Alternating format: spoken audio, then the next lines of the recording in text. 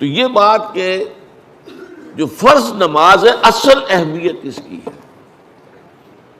ہمارے ہاں عام طور پر مذہبی حلقوں میں اور خاص طور پر جو ذرا متصوفانہ انداز کے رنگ کے لوگ ہوتے ہیں وہ فرض کو تو بس ایسے ہی ادا کر لیتے ہیں جیسے بس اس کی کوئی اہمیت نہیں ہے.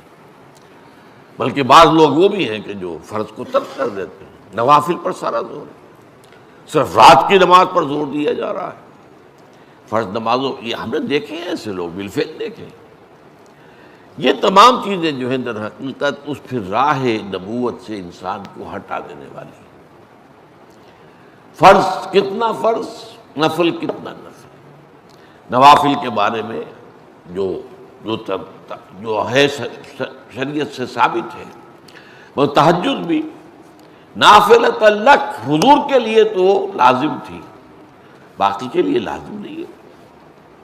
جو قیام اللیل شروع میں تھا وہ لازم نہیں ہے. ہاں رمضان مبارک میں اس کی تشویق ہے، ترغیب ہے. وہ خاص ایک مہینہ ہے، اس میں دن میں کھانا پینا جو ہے وہ حرام کیا گیا، تو رات کو 2/3 رات یا 1/3 کم سے کم 1/3 رات جاگو اللہ کے قرآن کے ساتھ، اللہ کی کتاب کے ساتھ. تو یہ اصل میں جو توازن ہے یہ جو ہے بہت ضروری ہے.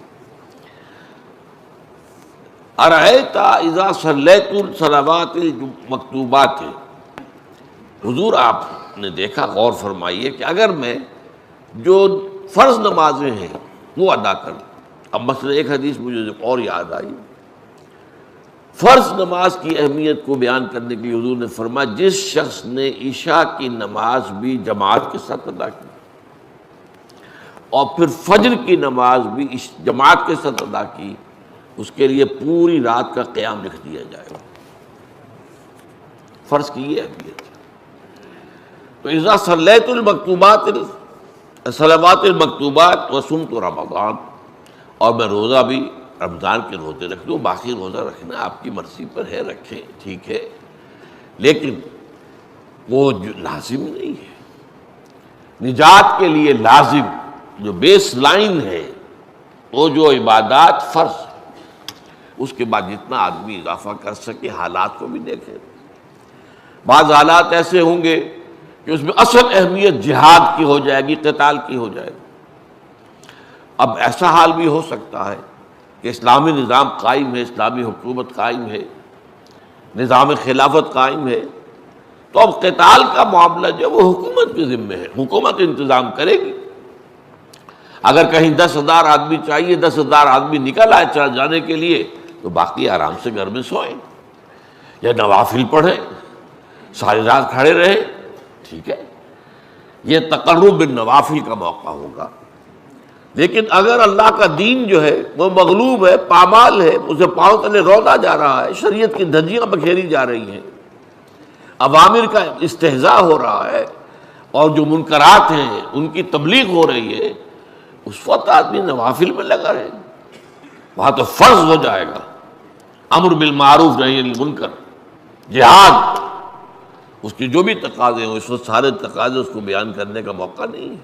اس اصل شے وہ ہوگی، اس فرض کو ترک کر کے نوافل میں لگیں گے، یہ نوافل منہ پر دے مارے جائے.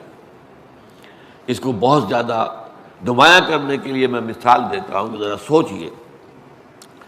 جب دامن احد میں معرکہ جاری تھا اور صحابہ کی جان پر بنی ہوئی تھی، خود حضور کی جان پر بنی ہوئی تھی، آپ کو معلوم ہے آپ زخمی ہوئے ہیں اور اتنا خون آپ کا بہہ گیا ہے کہ آپ بے ہوش ہو گئے ہیں، اور خبر اڑ گئی کہ آپ کا تو انتقال ہو گیا، شہید ہو گئے. اس وقت اگر کوئی شخص مسجد نبی میں بیٹھا ہوا درود کی تسبیح پڑھ رہا ہو، یا کوئی اور نوافل ادا کر رہا ہو، یا قرآن پڑھ رہا ہو، تو اس کے بارے میں کیا حکم آپ کا ہوگا؟ پکا منافق.